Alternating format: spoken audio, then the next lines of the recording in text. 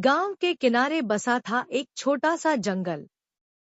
उसी गांव में रहता था 12 साल का एक नटखट लड़का, आर्यन। उसे जंगलों से, पेड़ों से और जानवरों से बेहद लगाव था। मगर माँ हमेशा मना करती, जंगल खतरे से खाली नहीं होता, आर्यन। एक दिन बारिश के बाद की चटक धूप में आर्यन जंगल की सीमा तक चला गया। वहीं उसे सुनाई दी एक कराहती हुई आवाज। झाड़ियों में झांक कर देखा, एक छोटा सा घायल भेड़िया का बच्चा। उसकी आंखों में डर नहीं, उम्मीद थी। तू डर मत, मैं हूं ना, कहकर आर्यन ने अपने स्कार्फ से उसका जख्म बांधा और उसे शेरू नाम दे दिया। रोज छिप छिप कर शेरू को दूध और दवाई देने जाता।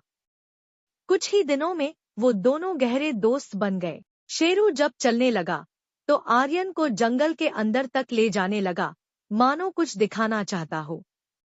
एक दिन शेरू आर्यन को एक गुफा के पास ले गया। वहां जमीन खोदी हुई थी और जमीन के अंदर कुछ चमकता हुआ दिखाई दे रहा था। आर्यन ने डरते डरते उसे निकाला, एक पुराना राजसी हार। उसी शाम गांव में दो अजनबी आए, एक शिकारी और दूसरा नकली पुरातत्वविद। वो लोगों से पूछताछ करने लगे, क्या इस जंगल में कोई अजीब चीज मिली है? आर्यन को शक हो गया। उसने हार को स्कूल बैग में छिपा लिया और शेरू के साथ गुफा की ओर भागा।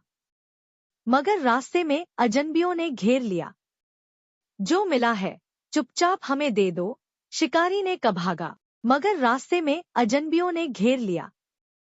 जो मिला है चुपचाप हमें दे दो, शिकारी ने कहा, वरना तुम्हें और तुम्हारे इस जानवर को डोट।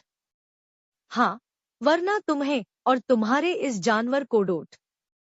शेरू ने गुर्राकर आर्यन के आगे खड़ा हो गया।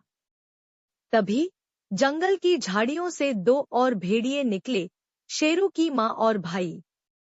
भेड़ियों ने मिलकर उन दोनों अजनबियों को डराकर भगा दिया।